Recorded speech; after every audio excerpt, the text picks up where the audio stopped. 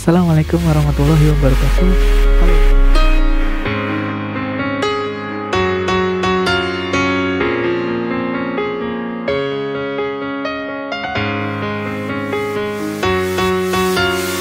Bismillahirrahmanirrahim. Assalamualaikum warahmatullahi wabarakatuh. Kembali lagi bersama saya Ridwan Hasim di channel Pendidik Petualang. Di video kali ini saya akan berhitung-hitungan ya tentang peluang Pak Anies Baswedan untuk bisa memenangkan pemilu di tahun 2024 mendatang. Kenapa? Karena berdasarkan survei terakhir yang dirilis oleh berbagai lembaga survei di Indonesia menunjukkan bahwa elektabilitas Pak Anies itu sekarang berada di bawah dua pesaingnya, yakni Pak Ganjar Pranowo dan Pak Prabowo.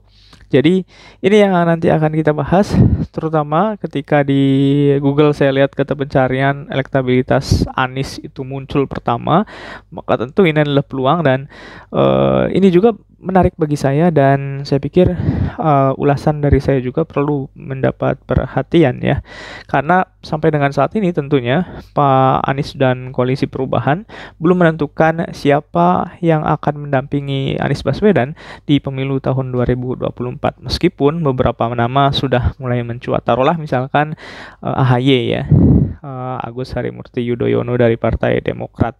Tapi kita akan melihat beberapa data yang nantinya juga akan saya sajikan untuk kemudian menjadi dasar pijakan saya untuk mengatakan atau menyampaikan pendapat saya tentang peluang Anies Baswedan untuk memenangkan pemilu di tahun 2024.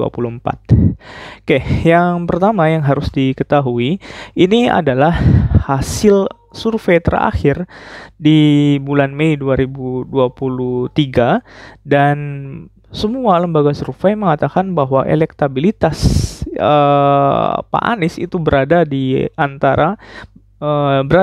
bawah dua pasangan yang lain ya. Dua calon yang lain. Yang pertama dari Saiful Mujani Research and Consulting. Di sana hasilnya adalah Pak Ganjar cukup dikdaya ya dengan 35,9%. Kemudian disusul Pak Prabowo dengan 32,8% dan Pak Anies ini cukup jauh ketinggalan dari saingan utamanya yakni Pak Ganjar. Pak Anies hanya 20,1%. Dan itu dilakukan, survei ini dilakukan dengan melalui telepon pada tanggal 23 sampai 24 Mei 2023. Nah, dari SMRC ini kita bisa melihat bahwa ternyata ada gap yang cukup tinggi ya, yang cukup lebar di antara Pak Anies dengan Pak Ganjar, terutama yang berada di pole position atau berada di peringkat pertama elektabilitas per Mei 2023. Nah, ini menjadi PR. Kemudian kalau melihat yang lain misalkan dari Populi Center, ini juga mirip-mirip ya, dilakukan di tanggal 4 sampai 12 Mei 2023. Artinya di bulan-bulan Mei ini lembaga-lembaga survei sudah melakukan hitung-hitungan lagi ya, survei terakhir mereka. Sampai kemudian saya membuat video ini di awal Juni 2023. Nah, itu kurang lebihnya pun sama. Memang kalau Populi ini agak tipis perolehan suara dengan Pak Ganjar dengan Pak Prabowo. Pak Prabowo 35,8%, disusul Pak Ganjar 34,4%, dan lagi-lagi untuk elektabilitas Pak Anies Baswedan ini merosot 21,5%. Gapnya juga ini cukup lebar, di atas 10% dengan Pak Prabowo di peringkat pertama. Ini juga harus menjadi perhatian ya. Meskipun kemudian sampel ini dilakukan tersebar di 38 provinsi. Artinya ini sudah mulai menunjukkan bahwa inilah yang nantinya bisa menjadi salah satu indikator atau kemenangan dan tentunya harus dipersiapkan oleh berbagai calon, khususnya yang pada saat ini atau dalam hal ini saya membuat video untuk Pak Anies, berarti yang harus dilakukan berarti ya. Nah, seperti itu. Jadi 38 provinsi dilakukan melalui wawancara tatap muka. Itu nilai Pak Anies masih jeblok ya.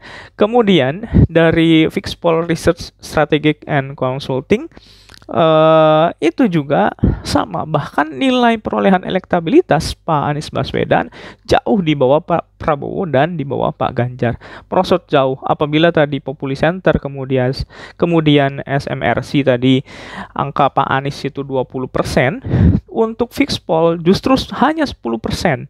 Ya, Pak Prabowo 35,8%, Pak Ganjar 30,3%. Mereka justru stabil di 3 lembaga survei yang dilakukan, mereka stabil di angka 30-an. Nah, ini menjadi PR besar bagi Pak Anies. Survei mereka pun sama sebenarnya, dilakukan tanggal 9 sampai 16 Mei 2023, memang hanya di wilayah Jawa Timur, yang memang ini merupakan basis dari pendukung Pak Ganjar maupun Pak Prabowo. Tetapi ini juga harus menjadi perhatian apabila memang Pak Anies Baswedan ingin memenangkan pemilu tahun 2024 mendatang.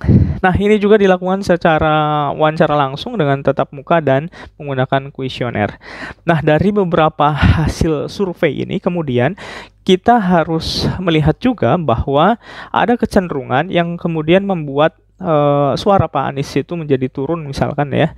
Karena memang diawali dengan Pak Ganjar, ditunjuknya Pak Ganjar kemudian dari PDIP, kemudian Pak Prabowo yang maju lagi, itu akhirnya meruntuhkan sedikit demi sedikit bagaimana elektabilitas Pak Anies Baswedan secara nasional. Kemudian saya pikir ini yang perlu diperhatikan, wacana tentang Islam fundamentalis dan moderat ini juga tidak bisa dilepaskan dari sosok Pak Anies Baswedan dan para pendukungnya. Apalagi memang kalau kita melihat ke pemilu terakhir, pemilu DKI Jakarta misalkan. Karena Pak Anies Baswedan ini belum bisa dilepaskan dari tuduhan politisasi agama. Ini yang saya pikir membuat akhirnya masyarakat yang cenderung moderat itu berpikir 2 kali untuk bisa memilih Pak Anies Baswedan. Itu yang pertama. Dan kedua, masyarakat Indonesia lebih senang dengan wajah Islam yang ramah dan menghargai perbedaan. Nah, ini yang tidak dimunculkan ketika di pemilu DKI Jakarta beberapa waktu lalu atau pada periode sebelumnya. Dan saya pikir ini juga menjadi titik lemah Pak Anies Baswedan yang kemudian bisa menjadi kekalahan bagi Pak Anies Baswedan. 2 ini saya pikir yang harus diperhatikan, Islam fundamentalis, antara Islam fundamentalis dan moderat. Kita harus melihat lagi bahwa tuduhan itu kan menguat dengan dukungan PA 212 ya, khususnya dari Habib Rizik misalkan. Jadi Anies kemudian ditinggalkan oleh orang-orang yang moderat, khususnya pada pemilu di DKI Jakarta tahun atau periode sebelumnya. Nah, memang pada saat ini PA 212 itu belum menentukan sikap apakah akan mendukung Pak Anies atau Pak Prabowo. Mereka hanya mengatakan bahwa Anies hanya dicapreskan Nasdem, kemudian PA 212 masih menunggu komando dari Habib Rizik. Nah, ini juga akan menjadi kunci nantinya, apakah elektabilitas Pak Anies akan semakin menguat atau justru semakin turun. Jadi ini salah satu yang harus diperhatikan juga oleh Pak Anies Baswedan.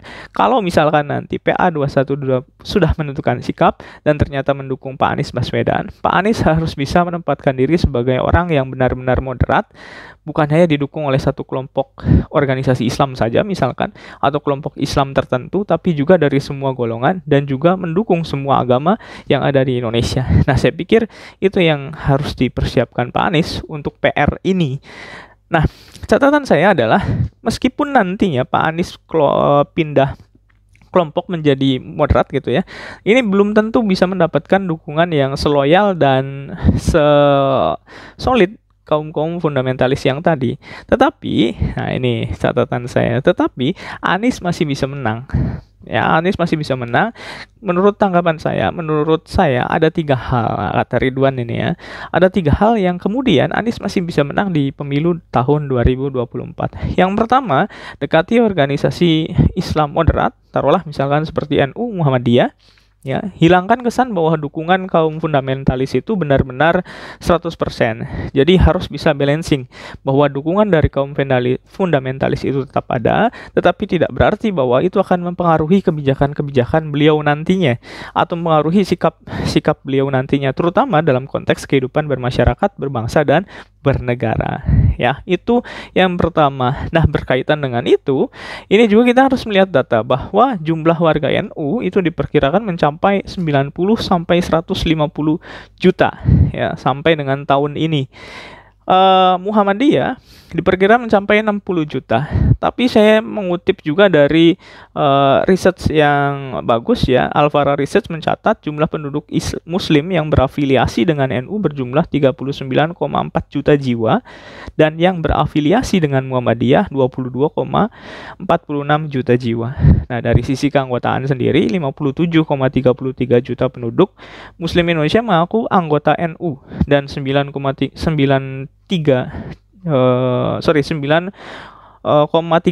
juta itu mengaku sebagai anggota Muhammadiyah. Artinya kalau kita bedah gitu ya, bahwa nantinya kalau misalkan Pak Anies Baswedan mampu untuk mendekati kalangan moderat, misalkan dengan sowan ke PBNU, sowan ke PP Muhammadiyah, itu nanti saya pikir cukup bisa mempengaruhi kepercayaan bahwa Pak Anies juga sebenarnya orang yang moderat, terlepas dari dukungan yang dilakukan oleh kaum-kaum fundamentalis ya, atau kelompok-kelompok fundamentalis. Nah, ini juga menarik. Jadi suara NU dan Muhammadiyah tidak bisa dilepaskan dari politik Indonesia. Meskipun NU sendiri menyatakan telah kembali ke kita, tidak bisa mempermainkan politik ya dalam organisasinya. Tetapi tetap saja ini adalah suara-suara yang bisa untuk mempengaruhi kemenangan salah satu calon di pemilu 2024. Nah, berikutnya menurut saya yang terpenting yang kedua adalah amankan suara di Jawa Tengah dan Jawa Timur. Mengapa? Karena dua wilayah ini adalah dua wilayah yang secara basis pendukung ini sebenarnya pendukung PDIP ya, apalagi di Jawa Tengah dengan Pak Ganjarnya misalkan. Jadi suaranya sangat jauh sekali perbedaannya dengan Pak Prabowo dan utamanya Pak Anies Baswedan. Nah, maka diamankan suara di Jawa Tengah dan di Jawa Timur. Nah, data sementara yang ada adalah 28 juta sekian ya tersebar di 35 kota kabupaten di Jawa Tengah. Itu dari 28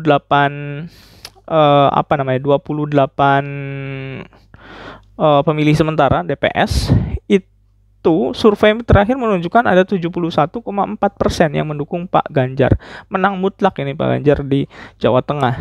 Kemudian hasil DPS pemilu 2024 Jawa Timur itu jumlahnya juga sekitar 31 juta. Laki-laki dan perempuan ini berimbang di angka 15 jutaan. Jadi secara gender ini sebenarnya cukup berimbang. Hanya lagi-lagi Pak Ganjar juga dari survei terakhir di akhir tahun lalu 2022, Pak Ganjar suaranya 36,1% unggul dibandingkan kandidat yang lainnya, apalagi Pak Anies yang tadi. Maka untuk bisa memenangkan pemilu tadi, Pak Anies harus bisa mengamankan suara di Jawa Tengah dan Jawa Timur. Kenapa DKI Jakarta dan Jawa Barat tidak termasuk? DKI Jakarta dan Jawa Barat sebenarnya sudah menjadi lumbung suara Pak Anies Baswedan. Tinggal bagaimana mempertahankan suara atau elektabilitas yang sudah ada di wilayah Jawa Barat dan DKI Jakarta. Maka perhatian saya tertuju pada Jawa Tengah dan Jawa Timur sebagai dua wilayah lain yang memiliki kepadatan penduduk atau jumlah penduduk yang cukup tinggi di Indonesia dibandingkan dengan wilayah-wilayah lain. Tetapi bukan berarti ini mengesampingkan wilayah-wilayah yang lain. Nah, bukan berarti mengesampingkan, ya saya pikir yang tadi kembali ke poin pertama bahwa Pak Anies juga harus melihat bahwa prospek yang bagus, yang cerah dari Islam moderat juga itu harus diperhatikan. Ya, jadi itu secara nasional nantinya. Tetapi untuk secara kewilayahan saya hanya melihat Jawa Tengah dan Jawa Timur untuk bisa diperbaiki bagaimana suara agar Pak Anies bisa mendulang suara yang banyak di Jawa Tengah dan Jawa Timur. Minimalnya kalaupun kalah itu hanya kalah tipis dan masih bisa disusul oleh wilayah yang lain. Oke, nah yang ketiga ini yang tidak kalah penting dan menentukan nantinya karena suara yang tipis-tipis sekarang, elektabilitas yang tipis-tipis secara nasional tadi itu juga cukup dipengaruhi nanti oleh pemilihan siapa wakil presiden dari masing-masing calon nantinya. Nah, catatan saya mengarah tentu pada dua orang nama ya. Meskipun beberapa lembaga survei mengatakan ada beberapa nama yang kuat, tapi saya hanya menyimpulkan dua nama saja. Yang pertama Pak Mahfud MD. Kenapa Pak Mahfud MD? Karena elektabilitas beliau belakangan ini cukup meningkat, bahkan melesat ya, meskipun ada di peringkat ketiga sekarang, bisa dilihat nanti di datanya. Nah, dari Carta Politika itu elektabilitasnya mencapai 15,2%. Yang kedua, kalau berhubungan dengan faktor Islam moderat yang tadi, Pak Mahfud ini adalah orang NU, ya. Kemudian pengaruhnya ini juga cukup kuat pada masyarakat Jawa dalam tanda kutip. Karena kenapa? Masyarakat Jawa ini juga perlu mendapat perhatian karena suaranya relatif lebih banyak dibandingkan dengan pulau-pulau yang lainnya. Nah, kemudian kiprah beliau juga belakangan ini kan makin disorot karena tegak lurusnya beliau terutama dalam berbagai hal, kemudian dalam berbagai wawancara yang dilakukan lah banyak ya, dengan ya berbagai podcast lah, ada dengan Najwa Shihab, kemudian terakhir saya lihat juga dengan PWK ya. Nah, itu saya pikir membuat anak-anak muda akhirnya bisa terbuka dan memiliki preferensi yang cukup untuk bisa memilih Pak Mahfud nantinya. Itu saya pikir calon pertama yang cukup potensial untuk bisa menggali suara Pak Anies Baswedan. Yang pertama di wilayah Jawanya yang tadi, yang kedua dari kalangan basis NU yang santri kita tahu ya, manut kepada kiai atau orang yang dinilai memiliki pengaruh. Jadi saya pikir untuk bisa meningkatkan suara Pak Mahfud ini bisa menjadi cawapres yang potensial bagi Pak Anies Baswedan. Kemudian yang kedua, saya mengusulkan nama Pak Erick Thohir ya. Kenapa? Pak Erick Thohir ini elektabilitasnya memang masih di angka 9,2, tapi ini cukup bagus.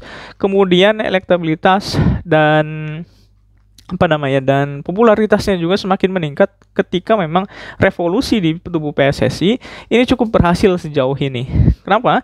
Karena bagi milenial dan pecinta bola terutama, ini kiprahnya sungguh luar biasa. Terakhir Indonesia memenangkan emas SEA Games 32 tahun setelah 32 tahun. Kemudian kedatangan timnas Argentina ke Indonesia juga luar biasa, dan berbagai terobosan beliau di sepak bola Indonesia. Ini kita bisa lihat ya, revolusi sepak bola yang dibangun oleh Erick Thohir ternyata berbuah pada kedikdayaan elektabilitasnya sebagai cawapres nanti. Ini juga saya pikir masih muda. Kemudian di wilayah Jawa, khususnya tadi di Jawa Tengah dan Jawa Timur yang memang suara Pak Anies kurang, ini bisa ditutupi oleh kehadiran sosok Pak Erick Thohir menurut saya. Dan kalau ada pendapat dari teman-teman yang menurut teman-teman bisa untuk menambah menambah suara Pak Anies Baswedan, silahkan boleh tulis di kolom komentar, kita berdiskusi. Kalau ada ide tentang apa yang akan saya bahas, silahkan boleh tulis juga di kolom komentar. Itu saja dari saya, mohon maaf atas segala kekurangannya. Kesalahan datangnya dari kita sebagai manusia, kesempurnaan hanya milik Allah. Akhir kata, wassalamualaikum warahmatullahi wabarakatuh.